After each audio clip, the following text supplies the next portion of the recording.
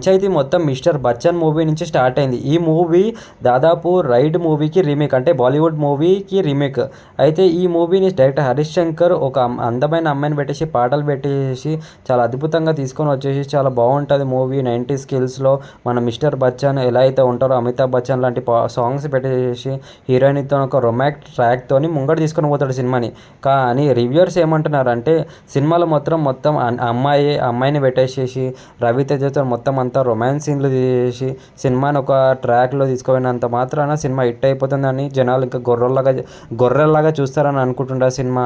అసలు ఎలా తీసిండు ఇలాంటి సినిమా? ఒక అందమైన అమ్మాయిని ఒక నాన్ స్టాప్గా అందాలు చూపించే అంత మాత్రాన సినిమానిలో చూసేస్తారని అనుకుంటున్నారా? ఏమనుకుంటున్నారు హరీష్ శంకర్? సినిమా అయితే ఏం బాలేదు అని నెగిటివ్ రివ్యూస్ వచ్చినా కూడా డైరెక్టర్ హరీష్ శంకర్ అయితే ఒకటే అంటున్నారు, నేను మిస్టర్ బచ్చన్ అనే మూవీని యాజ్ ఇట్ ఈస్గా షోలే నుంచి కొంచెం పాటల రూపం